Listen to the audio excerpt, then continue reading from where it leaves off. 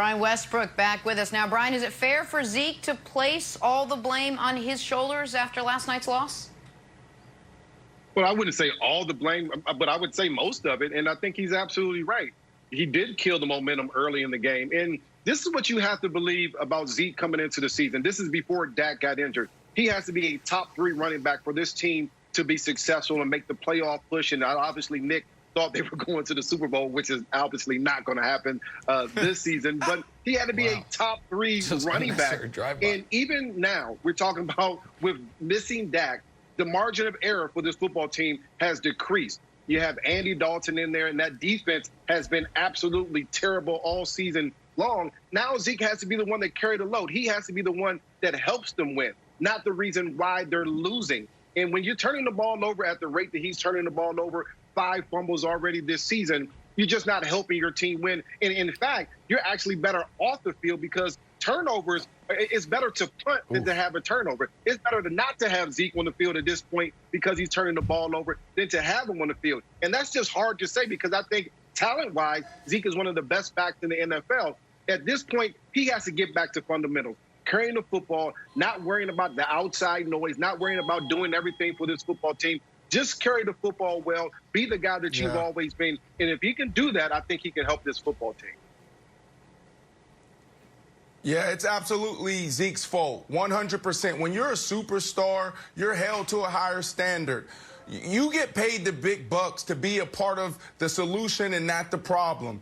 Ball security is job security, yours and mine. I'll continue to say that. I had this plastered all over my dormitory. I had this plastered all over my condo when I got to Denver. Had it plastered all over my home when I upgraded to a house when I got the big contract in Miami. And it never changes.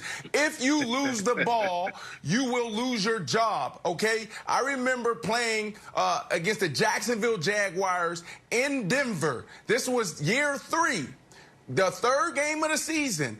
I catch a hitch. I made 2 guys miss. I'm running into the end zone. I dropped the ball. Fumble. It went through the back of the end zone, touchback. There was also guys who threw picks. There was plays where other guys fumbled, breakdowns in coverage. But at the end of the day, I knew because I was the star wide receiver, that game was on me. And I went back to that moment after the season when Coach Shanahan was fired. I said, man, we missed the playoffs by 1 game. If I would have scored that touchdown, we would have won and possibly went to the playoffs. So I love hearing this from Zeke because when you sit at that podium and you win a game, you deflect praise. When you lose a game, you take on all the blame. It just so happened to be that, you know, he played bad. He continues to play bad, put the ball on the ground. This is 5 fumbles throughout this season. The next closest running back when it comes to fumbles has 3. This is 2, excuse me. This is terrible. Zeke has to get this turned around. Brian, I'm going to ask you a really basic question. Why do you fumble? Like, I get it when the ball's getting punched out, but is there any validity to the idea that Zeke was trying to do too much and that caused him to lose concentration?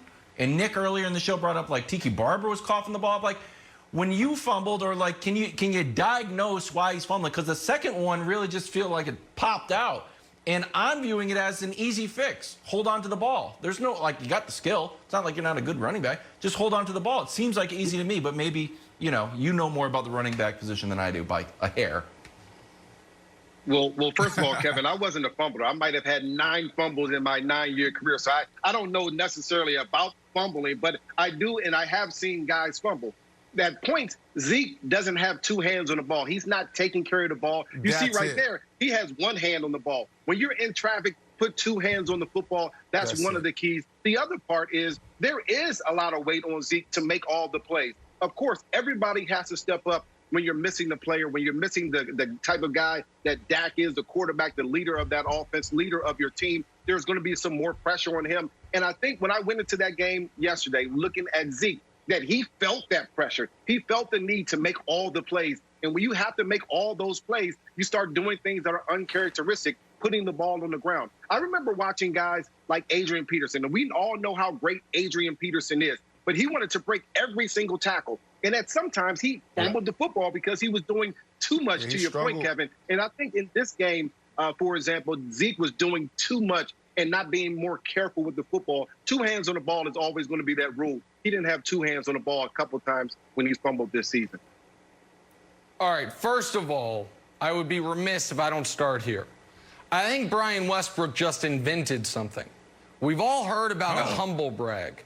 I think Brian Westbrook just invented the fumble brag. I think it's like, well, I don't know that much about fumbling because I did it like once a year. And one time it was in a rainstorm. Doesn't really count. Right. So kudos to Brian Westbrook for inventing something new, the fumble brag. That's first of all. Second of all is this.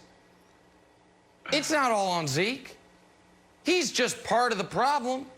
This team stinks. And Brian's right. I did pick them to go to the Super Bowl. And, you know, this is something I have in common with my friend Stephen A. Smith. I have a little extra anger towards teams that make my predictions look bad. So I'm legitimately angry with the Dallas Cowboys because I look like an idiot. Because I thought this team with this roster, with or without Dak, could be a good football team. And they're not. They paid the wrong people.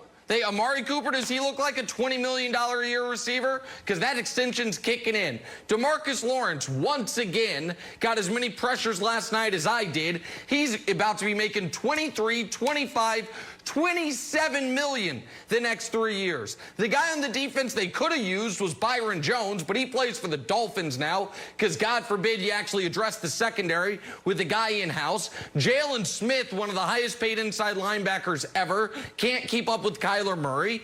And you got Andy Dalton out there behind a beat-up offensive line saying, the hell am I supposed to do here? Here's what you're supposed to do. Lose, because the team's not any good. They have the worst defense in football. They don't respect ball security. They don't cause turnovers, and they turn the ball over a ton. There's 2 reasons that they make this television show. One is the jersey that they wear. They're the most popular team in America. The other is the division that they're in, which is, it might as well be the Mountain West this year.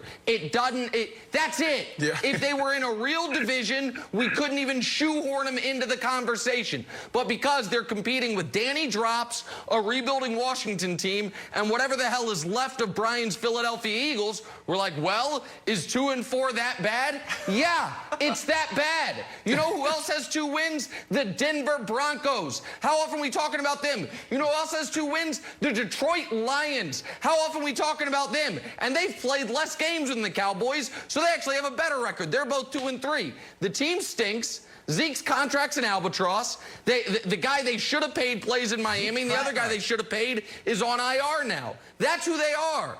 But, okay, but at the end of the day, they still play in the watered-down NFC East. They still have a remarkable chance to win the division because of that. Brandon, I'll ask you. You think Andy Dalton, Ezekiel Elliott, this group of guys can still win their division? No, I know Nick just went on this whole tirade on why they're so terrible. But for me, it comes down to 2 things, and it's what we talked about week 1. Let's not overreact because it could just be a little blimp. It could be a little trend right now until they figure out who they are and their identity. They turned the ball over, and they also gave up the big play. They continue to do that. On offense, you can correct that. A lot of those things you can control. You can control making sure you throw the ball to the right person at the right time. You can control putting 2 hands on the ball in traffic. On defense, you can't control having just no talent. You can't control that, and that's what they're showing. And you can't teach guys at this level to give effort. If you're not giving effort at this level, then you shouldn't be in the NFL. You should just be cut. So I think it comes down to those 2 things. I think the Philadelphia Eagles, they don't run away with the division, obviously, but they win it because when they go head-to-head, they haven't played each other yet. They win both of those games. Thanks for watching. Subscribe here to get the latest from the show. Also, be sure to check out more of the best clips from First Things First, or go watch a few segments from our other shows on FS1.